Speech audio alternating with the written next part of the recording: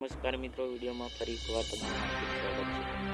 હવામાન નિષ્ણાત અંબાલાલ પટેલ વરસાદના અંગે મોટી આગાહી કરી છે.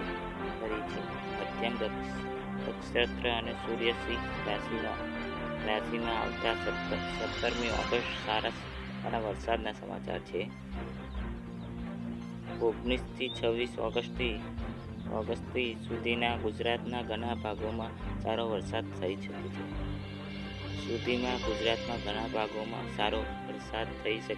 તો 23 ઓગસ્ટથી 14 સપ્ટેમ્બર સુધી ગ્રહ જળદાયક નક્ષત્ર હોવાનું ભારે વરસાદની શક્યતા વ્યક્ત કરી છે.